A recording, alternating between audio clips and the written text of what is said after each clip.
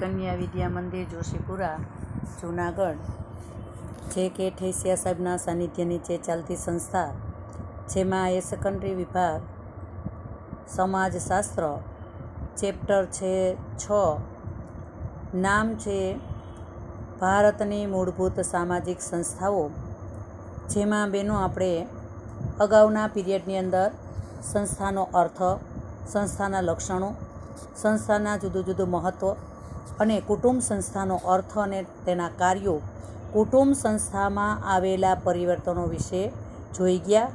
અને હવે પછી આપણે એના પછીનો છે સંસ્થા લગ્ન સંસ્થા, એને આપણે જોઈએ. એ પહેલાં કોરોના મહામારીના કારણે બે બહેનો વચ્ચે અંતર રાખવું, બહાર જઈએ ત્યારે માસ્ક પહેરવું અને અવારનવાર હાથ ધોવા.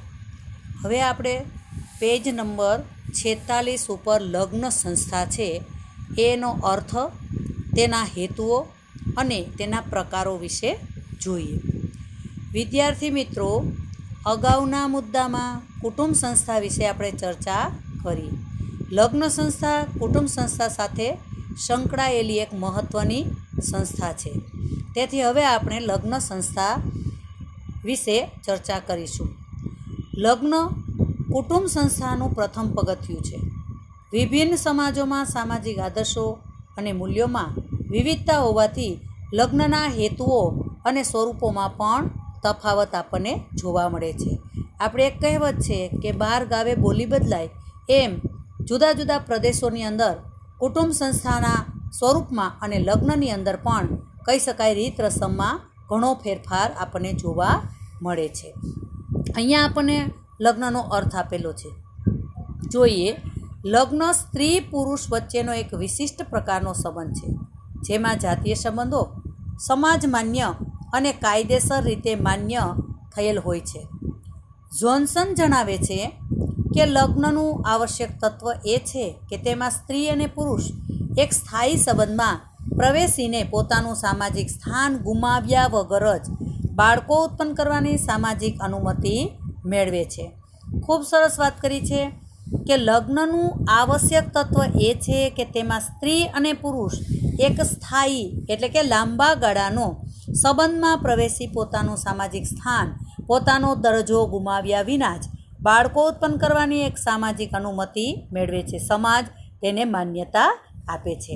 બીજી એક વ્યક્તિએ વ્યાખ્યા આપી છે અને એ છે વેસ્ટર માર્ક.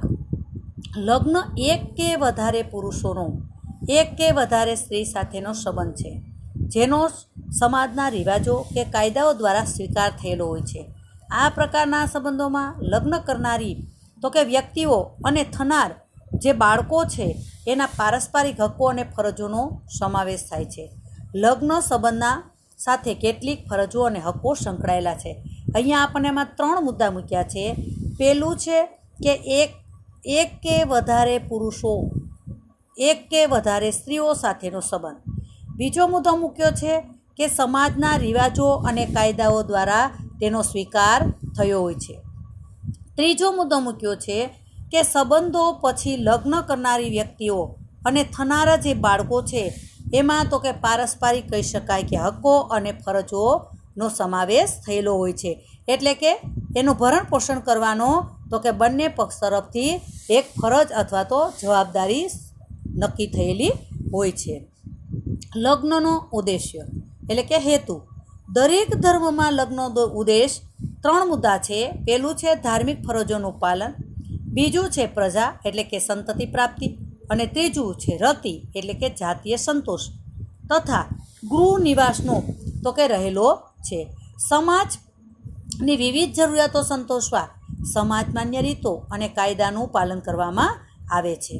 આવા તો કે લગ્નનો કંઈક ઉદ્દેશ્ય રહેલો છે. અને દરેક સમાજ પછી નાનો હોય, મોટો હોય, ગ્રામ્ય હોય કે શહેરી સમુદાય હોય, શિક્ષિત હોય કે અશિક્ષિત હોય, પણ દરેક સમાજમાં લગ્ન છે એ પ્રક્રિયા આપણને જોવા મળે છે. લગ્નના કેટલાક પ્રકારો છે. અહીંયા પેજ નંબર 46 ઉપર લગ્નના પ્રકારો છે એની આકૃતિ એક આપેલી છે, જેમાં સાથીની સંખ્યાને આધારે તો કે પતિ અને પત્નીની સંખ્યાના આધારે લગ્નના નીચે મુજબ 2 મુખ્ય પ્રકાર પડે છે. પહેલું છે એકસાથી લગ્ન પ્રથા અને બીજું છે બહુસાથી લગ્ન પ્રથા. એકસાથી લગ્ન પ્રથામાં કોઈ પૈકી કહી શકાય કે પ્રકારો નથી, પણ બહુસાથી લગ્ન પ્રથામાં પાછા એના બે પેટા પ્રકાર પડે છે.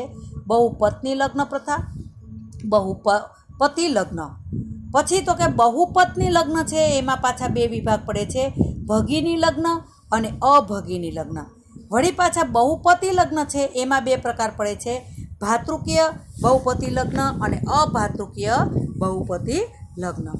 એક સાથી લગ્ન પ્રથાને આપણે અહીંયા જોઈએ તો એક પુરુષ એક સ્ત્રી સાથે કોઈ પણ સમયે સમાજ માન્ય રીતે માત્ર એક જ સ્ત્રી કે એક જ પુરુષ સાથે લગ્ન સંબંધે જોડાયેલું હોય ત્યારે તેવા લગ્નને એક સાથી લગ્ન પ્રથા કહેવામાં આવે છે.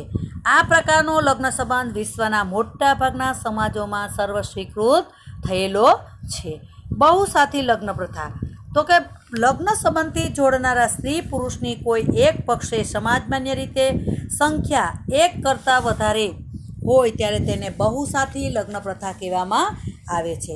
હવે બહુપત્ની લગ્ન કેને કહેવાય તો પેલો એમાં મુદ્દો મૂકેલો છે કે જ્યારે કોઈ એક પુરુષ એક કરતાં વધારે સ્ત્રી સાથે લગ્ન ગ્રંથિથી જોડાય ત્યારે તેને બહુપત્નીત્વ લગ્ન કહેવામાં આવે છે.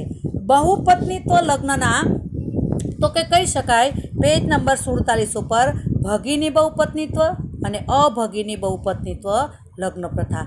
ભગીની સંસ્કૃત શબ્દ છે જેનો અર્થ થાય છે સગી બહેનો. જ્યારે કોઈ એક પુરુષ સાથે લગ્ન સંબંધથી જોડનારા સ્ત્રીઓ પરસ્પર સગી બહેનો હોય અને લગ્ન ગ્રંથિથી જોડાય તો તેને કહેવાય છે ભગીની બહુપત્નીત્વ લગ્ન. અભગીની બહુપત્નીત્વ લગ્ન જ્યારે કોઈ એક પુરુષની સાથે લગ્ન સંબંધથી જોડનારી સ્ત્રીઓ પરસ્પર સગી બહેનો હોતી નથી ત્યારે તેને અભગીની બહુપત્નીત્વ લગ્ન તરીકે ઓળખવામાં આવે છે. પછીનો મુદ્દો આવે છે બહુપતિત્વ લગ્ન પ્રથા. બહુપતિત્વ એ બહુસાથી લગ્નનો એક પ્રકાર છે જેમાં એક સ્ત્રી એક કરતાં વધારે અધિક પુરુષો સાથે લગ્ન સંબંધથી જોડાય છે. એમાં બે પેટા વિભાગો છે, ભાતૃકીય બહુપતિત્વ અને અભાતૃકીય બહુપતિત્વ. ભાતૃકીય એટલે સગા ભાઈઓ. જે લગ્ન સંબંધમાં સ્ત્રી સાથે જોડનારા પુરુષો પરસ્પર સગા ભાઈઓ હોય ત્યારે તેને ભાતૃકીય બહુલગ્ન કહી શકાય, બહુપતિત્વ લગ્ન કહેવામાં આવે છે.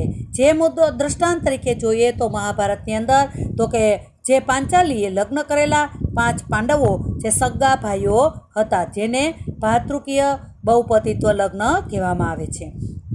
અભાતૃકીય કોઈ એક સ્ત્રી જ્યારે તો કે કોઈ સાથે લગ્ન કરનાર પુરુષો જ્યારે પરસ્પર સગા ભાઈઓનો સંબંધ ધરાવતા ન હોય ત્યારે તેને અભાતૃકીય બહુપતિત્વ લગ્ન તરીકે ઓળખવામાં આવે છે. આમ અહીંયા લગ્નના પ્રકારો જુદા જુદા મુખ્યત્વે કહી શકાય કે 2 છે, પણ જુદા જુદા જે બીજા વિભાગની અંદર ઘણા બધા મુદ્દાઓ મૂકેલા છે. આવા લગ્નો છે પ્રાચીન કાળમાં કદાચ હશે, પણ વર્તમાન સમયમાં વિશ્વના કહી શકાય કે દેશોમાં જોઈએ તો મોટા ભાગે એક સાથી લગ્ન પ્રથા છે એ આપણને જોવા મળે છે. પછીના પીરિયડમાં આપણે લગ્ન સાથીની પસંદગીના ક્ષેત્રો એટલે કે અગ્રિમતા આપતા અને નિયંત્રિત કરતા ધોરણો છે આવતા પીરિયડમાં જોશું.